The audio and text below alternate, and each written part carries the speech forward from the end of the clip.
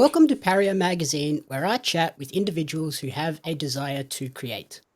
Today, I'm joined by one of Newcastle's hottest prospects, which is particularly impressive given the talent and lineage of female talent to come from that region. Welcome to Pario Magazine, Albie Anne Troska. Hello, how are you? Good, thank you. Yourself? Yes, good, thank you. So, we're here today to chat about your journey entering into the world of pro wrestling. Before we dive into that, though, do you want to give our audience a brief little intro as to who Albie is away from the ring? Away from the ring. Yeah, I'm Albie Anne Troska. I I'm studying a Bachelor of Music. I teach dance outside of wrestling. I own a beautiful little puppy that you might hear in the background. She is currently playing outside, so I'm so sorry if you can hear her. And that's all I do with my time. Yeah, puppies are pretty full on, very busy. Oh, oh yeah, and she's a big puppy. She literally weighs the same as me, but Oh, she's beautiful, so it's fine. so then in terms of wrestling, when and how did you first discover this passion? It's actually such an interesting story. My dad and brother used to watch it all the time when I was a kid, and I absolutely hated it. I would literally chuck the biggest tantrum if they put it on the TV. It was such like a boys thing, and I was just like a girl, and I wanted to watch dancing, and like me and my sister would argue over it with my brother about putting it on, and it was a whole thing. And then Ref Hannah was actually the person who kind of like ignited my passion. She convinced me to go to a show, and I was like, nah, I'm not interested. Like, I'm not into it, not my thing. And she convinced my parents to go to a show, and then my mum came home going, oh my God, you'll love it. Trust me. Just give it one show and you'll find it. And then I went to the one show, and yeah, it's They got you. history now. It got me. I watched one match with the Velocities and I went, oh my Lord. Yeah, those balls will do that too. Yeah. So But yeah, literally that was it. that's something I say to people all the time as well. Like, yes, you might not like TV wrestling, but live event wrestling is a whole different beast. It's so different. And I don't know, seeing it in person and seeing like, because when it's on TV, and I guess when I was like a kid, it was like, well, like you don't know what they're hiding with the camera. Like, but seeing it in person, like they can't hide anything. Like Mhm. I'm seeing them bump around, do backflips, everything. Like it's inhumane some of the stuff people do, especially when you watch like really talented, amazing people and they're doing like quadruple backflips and landing on someone and you're gone. How is that even possible? Like it's so special to see it live. And how do your dad and brother feel now that you are in wrestling as a wrestler? Oh, they love it. They're my biggest supporters. My family comes to every single show. Like, if my brother can't come to a show, like he watches it on the stream. They absolutely love it. My dad gave me my finisher. He showed me a video of something he saw on YouTube and was like, "You should try this. It'll be so good for you."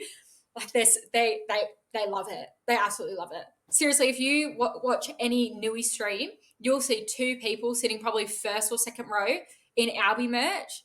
They're my parents. They love it. The Like, loudest people in the room every time you walk out.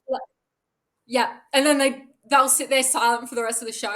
Maybe there's like three or four other wrestlers they might give like a woo to, like they like Hoff and they like Gage obviously, and that's it. They just sit there watching and they're like, oh, this is nice. And then when I come out, they're like out of their chairs screaming. Oh, that's always a good thing. You're always good to have a couple of people that get nice and loud for you and try and get the rest of the Oh crowd involved as well. yeah, they're good for that. So, what was it that made you go from not really enjoying wrestling? Hannah dragged you to a show. You're like, okay, now I'm kind of interested in this.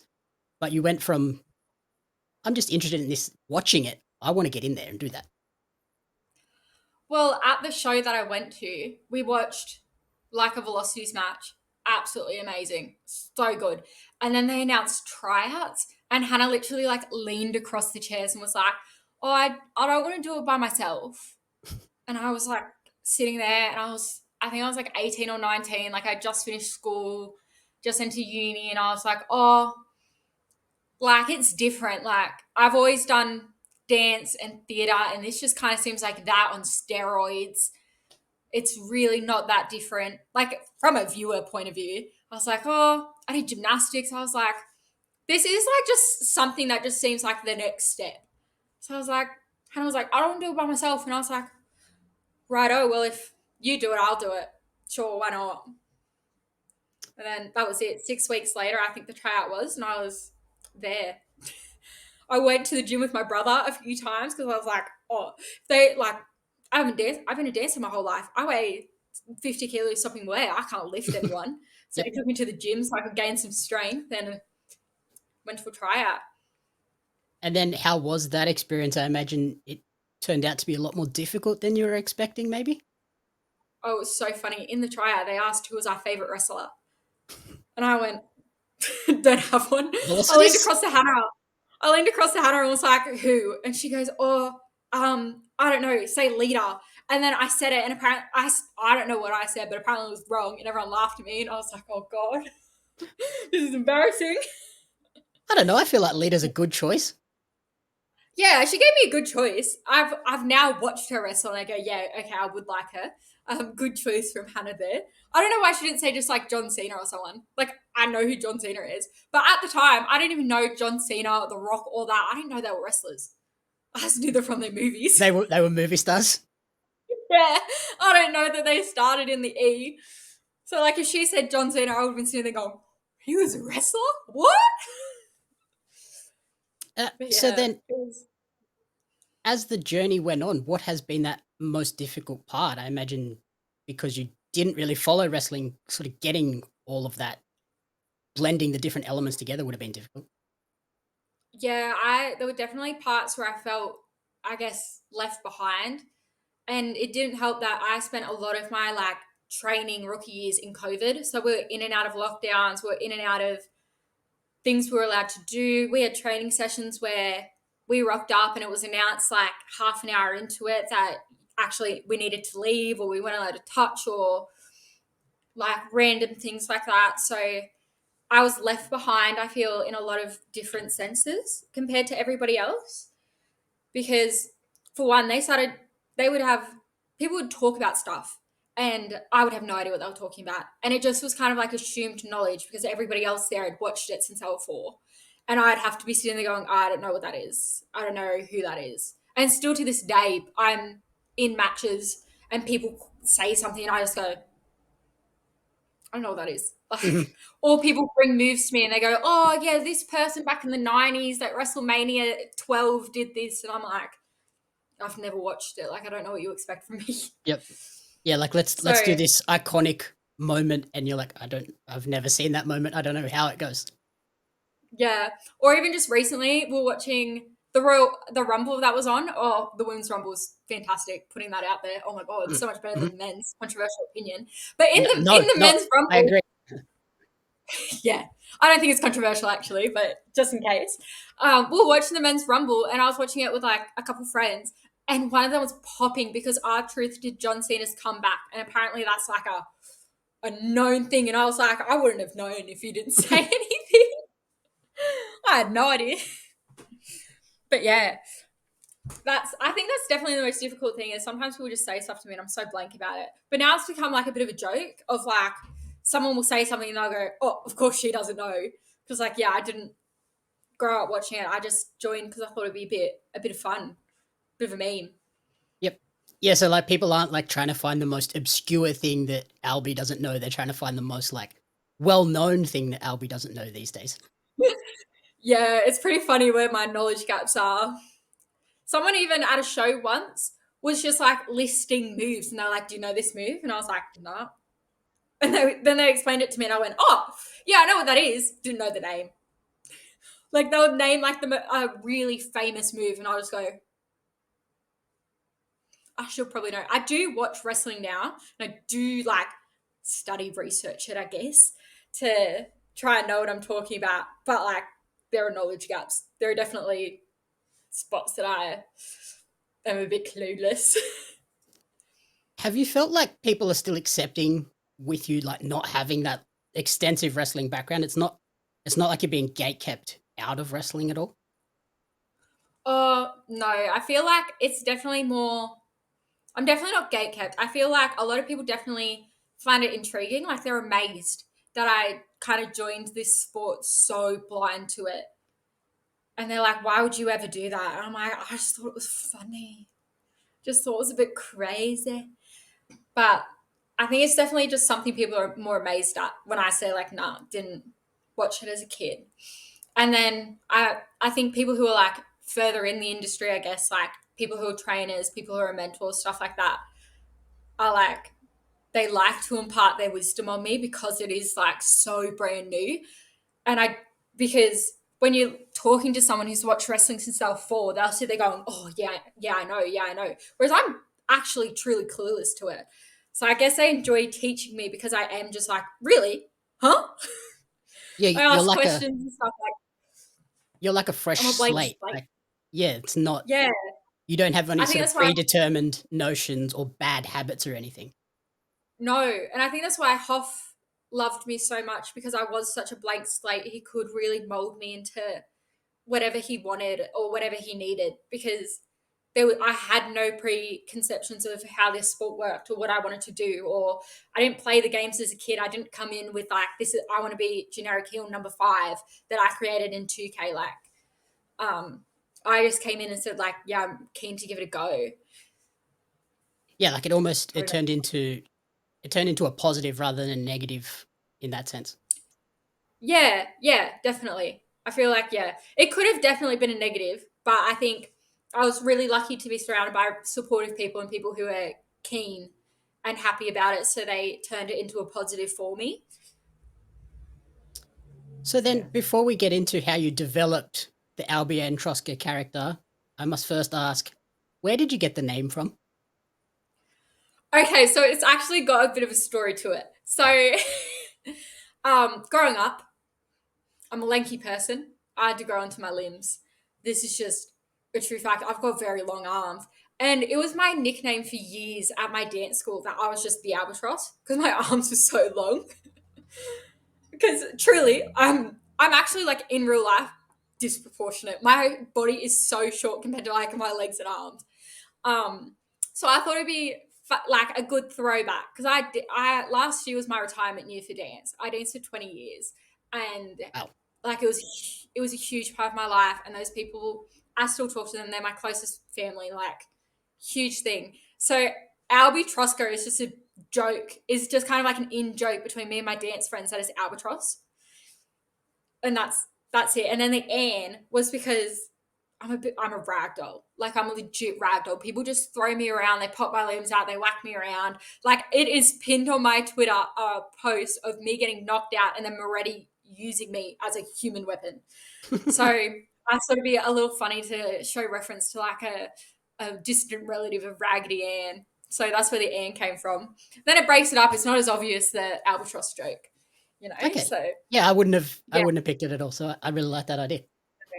yeah, it's just a bit of an in joke because I have seen people like people have said like, oh, it's a bit of a lanky name. It's a bit hard to say. I'm like, okay, but it's funny to me and the people who are in on it. So not your business. And because that's like kind of the point as well, so it makes sense. Yeah, yeah.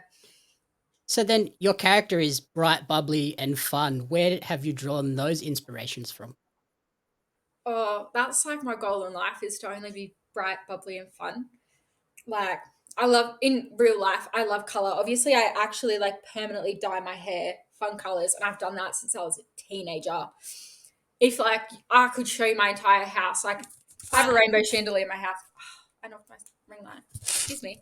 I have like colorful prints everywhere. Like it's just like me on steroids. Just me turned up to 1,000. And like with my background of like dance and gymnastics and theater, like I wanted to be just that. It's just an extension of myself, really. Anyone who knows me in real life comes to a wrestling show and they go, "Oh, that's exactly what I was expecting." And is that sort of where the It's clown motif and everything sort of came from as well? yeah. It was originally one of Adam Hoffman's gimmicks back in the day was he was a jester. Um, and that was just something he did for a few years because he thought it was funny. So then he gave it to me because he was like, "Oh, it suits you. And I was like, well, I have actually been to circus camp, so yeah, it does suit me. But yeah, he was just spot on with like going, here you go, work from this. And I just grew from there. That's all it was. I enjoy wearing like the colorful prints. Um, I'm a very colorful person. Like I have an excuse to dye my hair every color under the sun. I have an excuse that because like even if I make a mistake, I just laugh. It's just like my personality. Like I'm not gonna be upset about it. Like shit happens. So I laugh about it. So then if I'm laughing in the ring, like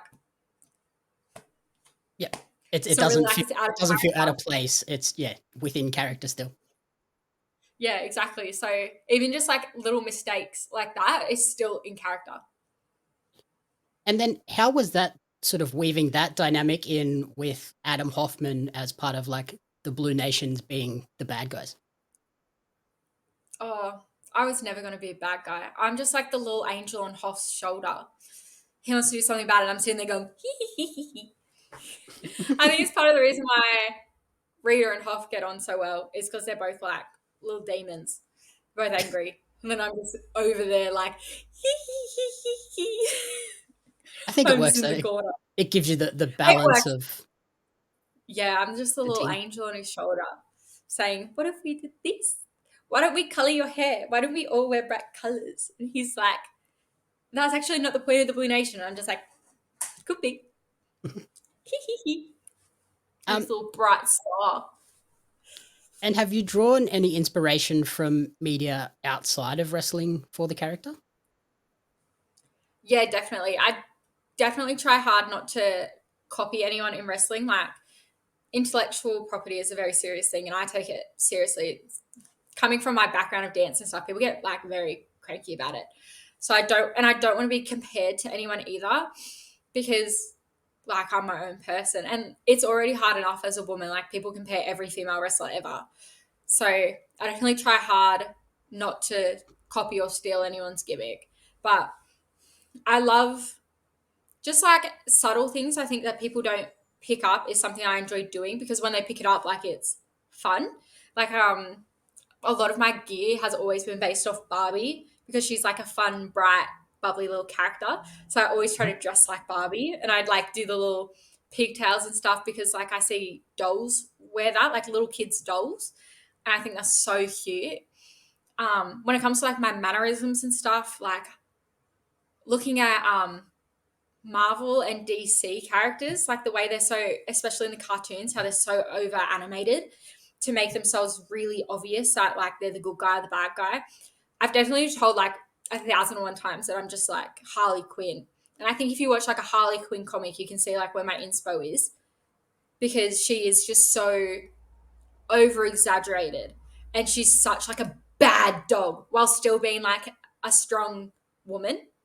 Like Mhm. she isn't masculine, she's still so feminine and so like pretty and proud of herself in that way, but then like a bad dog at the same time.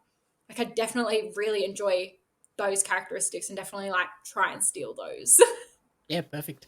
And yeah, I guess because you don't have like that long history with wrestling, it's very hard to kind of you're not influenced by, oh, I saw this one thing 15, 20 years ago.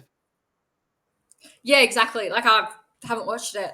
And to be honest, like I don't watch wrestling that's more than like maybe over 7 years old. Like I think the furthest I go back is maybe like 2014, 2013, because otherwise I just start getting angry looking at how some of the women were treated or some of Oh the yeah. history of wrestling. Like let's be honest, it's not very slay. Like And on that front, with the sort of growth of women's wrestling, at the end of 2023, we saw some women capturing the top titles in the promotions, namely Delta in Riot City and Jess Troy in PWA. As someone still sort of very early in their career, how motivating is it to see women at the top of promotions now? it's so amazing and it's so empowering, and it's so lovely to see that people are trusting women and their vision. Sorry. It's so amazing to see women at the top, like the top of their fields, where yeah, only like 5 years ago would never have happened. People didn't trust them. People didn't want to watch them. People didn't believe that they were capable to wrestle more than like a 5-minute match without like having to get naked to keep the audience enthralled. But we know that's not true. And you look at someone like Delta, who's a bad dog, like she's so amazing. She deserves every belt in the country. Like, you can't tell me that she couldn't sit on me and kill me. Like, she's so amazing. And I just hope it catches on throughout every company, that they start trusting women and letting women do more and giving women so many more chances.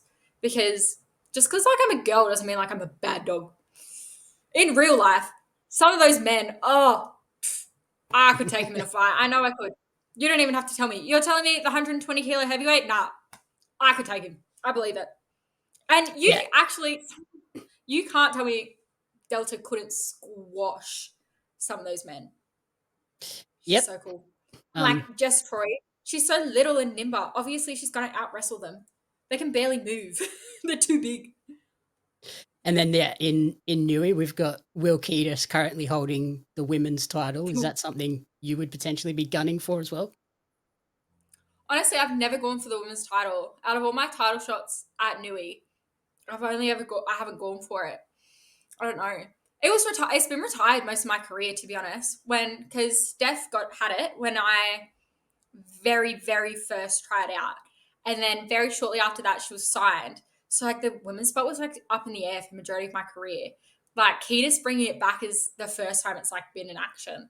So maybe in the future I might wiggle my way in there, but I don't know. I've always just gone for the middleweight all the time. Oh, I'm trying. Fingers crossed to go for the tags. We'll see how it goes. Maybe if I don't get the tags, the middleweight's off the table. Maybe I'll swing my way in there. Yeah, very nice. And yeah, like there's Yeah. been some, like we mentioned at the start, a great lineage of women coming through Newcastle, like um, the Peyton Royce and Jessie McKay, Charlie Evans, Jess Troy, Shaz McKenzie, Steph Delander, Lena Cross. It must be like daunting as well, but also really motivating to know that they've come before you. Yeah, it's crazy to look at the women who were before me and who are there now. Like Indy Hartwell was our first women's champion. She's signed. Shaz's got 50,000 followers in the States, living her best life. Like, it's so great. And to have them backstage and you can talk to them and they're always like so lovely for the most part. But yeah, it's crazy. It's crazy to see. But then it's also kind of sad because like you can list off 10 women compared to the hundreds of thousands of men. But like I'd like to thank them for paving a way for me. They've done a great job. But I hope in like 10 years' time, there's the equal amount of women to men, which there just isn't at the moment. Yeah, I'm trying to think who else is on the women's roster for you at the moment. Like there's yourself, Charlie, Rita, and then does everyone else kind of come up from PWA? Yeah, pretty much. Yeah, there's no, at the moment, it's the only people training at Newey are me and Rita. We're the only girls. Is Yeah. that does that make training difficult as well, or do you just kind of get mixed in with everyone else? I get mixed in with everyone else. Newey has a pretty strong policy of like women aren't separate trainees. Hoffer's really put his foot down. He doesn't let us get treated differently or we don't get wrestled differently. Um, but like obviously that doesn't stop people's prejudices. But I'm not afraid to put someone in their place. Like if someone wants to treat me differently, that's perfectly fine. But they're going to learn their lesson very quickly. Very good, as they Like should. as they should. So for the most part, it's pretty good at training. Like people are who they are, and they're like Nui is like a very supportive, kind environment, and that's something that Hoff really prides himself on and really puts his foot down. Like when someone's not being very nice, like will step in and say something and make it a safe environment. Like he's kicked blokes out from the training school before because they haven't been very nice to people. He's not afraid. Good. That's what we like to hear. It's sadly not always the way in wrestling, seemingly over the last No, few years, but thankfully it's like that there. yeah, I'm really grateful for Nui. Even recently, like I've heard from girls who are at different training schools, like some horror stories. And like I have some horror stories myself. Like it is what it is. And I know blokes who have horror stories. Like, it is what it is. But I'm really lucky and grateful that somebody like Hoff is not interested in that kind of behavior. He'll get rid of people. Brilliant. Yeah, I would love to see it just continue, and hopefully one day we see yourself and Rita at Yeah, the all top of Newey. fingers crossed. So, since we're talking early in the year, what are your main goals for wrestling in 2024? You've just formed the new tag team. Is the tag titles are obviously in your sights? Yeah, honestly, wrestling is like such a fun hobby of mine. Like, I enjoy doing it. I have fun doing it. And at the moment, what I'm having fun doing is messing around with Gage as much as to Adam Hoffman's dismay. So I'll my goal is just to keep having fun and keep learning new things. There's so, like, as we know, there's so much for me to learn. There is so much for me to learn. Oh my god. But as long as I'm having fun, I'm doing something new, I'm growing, I'm creating neurological pathways in my brain, I'm more than happy to keep going. Because you know what? That's what it is. It's all about having fun. Everyone backstage, you always, if they're not having fun, it's such a bad vibe. So it's so good when everybody comes back, they have fun, they have a good day, and then, we talk backstage or talk about our matches and everything. That's what I want to keep. It's what's good about it. It's the good energy. And I think So my goal is to, that's kind of the key to chasing like a creative dream or a creative passion. Like, if you're not enjoying it, you're not going to put out your best work. exactly. And you can tell, like, if a wrestler isn't having a good day or they feel bad or they're not having fun, the audience can tell. They sense it. So I want to go out there and I want to have so much fun and I want the audience to laugh at me. I don't care if they're laughing with me or at me. I want them to have a good time. I want them to laugh. I want them to clap. I want them to cheer, boo, anything like that. It's like my favorite thing. At our last City Hall show, I was out on the side of the ring, absolutely wrecked. And like, there was an audience member leant over the guardrail going, "You good, Albie?" I'm going, slaying. And like, they came up to me after the show and said it was the funniest thing they'd ever seen, which was just me laying there gassed. I was like, I'm glad you could laugh at me because I was wrecked. Yeah, I'm glad you were having a good time laughing at me. I was not having a good time on the floor. Exactly. But like, it's the best thing ever. Or when little girls come up to me, it's always so amazing when I see little girls at shows, because it's like, oh, someone thought to bring you here. That's amazing. No one would have brought me here. But they come up to me and like their parents say like, "Oh, my daughter had such a great time. Like, she wants to be a wrestler like you when she's older." And it's like, oh, like I break down in tears afterwards sometimes. So I'm like, well, I'm inspired someone to be like a bit of a bad dog. They want to get them into wrestling. Maybe in 10 years' time when they're old enough, there won't be 2 women in the wrestling school. Might be 30. Might be a great time. Yeah, that'll be great. So then, as Yeah. we look beyond 2024, are there any sort of dream opponents or grand goals within wrestling? Oh, love to be signed by the E. Love that paycheck. Love to be on TV. Um, but overall, yeah, I think I'd love to wrestle the Velocities again. They're such great dudes and they're so knowledgeable. Love for Delta to squash my head. Just, that would be sensational. Love to wrestle like interstate. I had so much fun last year. I wrestled at Comic Con and Not Fest. I'd love to do that more. That was so much fun, and it's so fun to bring wrestling to an audience that has never watched it before. So I would totally love to continue doing that. It's so much fun, and then also, you know, the dressing up and everything. I dressed up as It the Clown at Comic Con. That was so sick. I love dressing up. So I think overall, my goal is just to keep going and having fun. That's really it. That's really what it's about overall. And if I could wrestle a few people that would like make me better, or people I haven't wrestled before, there are a few people interstate that like I message every once in a while, being like, "Do you want to wrestle one day? Let's get each other booked." That I'd love to do. Yeah, one of the other people in this month's issue is Lil Mars, and I think a Lil Mars, Albie Anne Troska face off or tag team could be really fun as well. Me and her seem like we're like this different leaves on the same branch. Like we're anytime I see, we follow each other on Instagram. And whenever I see her post something, I'm always like, I feel like we get each other. Yep. Yeah, so that'd be a We, cool thing to we see. do. We'll keep an eye out for that Yeah. collab at some point. Ooh. Alrighty, so that's everything. Finally, where is the best place for people to support you and track your creative journey moving forward? Please follow me on Instagram or Twitter, Albie Anne Troska, all one word. Come watch Newy shows. They're my little home. We stream on Fight if you want to watch a show, preferably like one where I'm tagging with Gage. They're my favorite at the moment. But yeah, they're my main links if you want to keep up with me. Or you can just look for my mum. You know what? If you see my mum anywhere, she'll tell you everything. Nicole is a great fan. Nicole Troska. Yep, just look for the lady in Newcastle constantly walking Oh, around in the Albie Anne Troska t-shirt.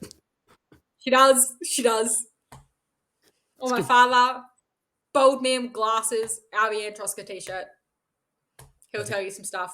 He'll probably tell Love. you some stuff in the future that you're not supposed to know, and that I definitely wasn't supposed to tell him. But maybe you'll get some spoilers. Oh, that's all right. We love supporting parents. Yeah. Alrighty, awesome. Thank you so much for taking the time to chat with me. Good luck with everything. We'll hopefully see you at City Hall and all around the country very soon. You will see me at City Hall. I'll be having my referee debut.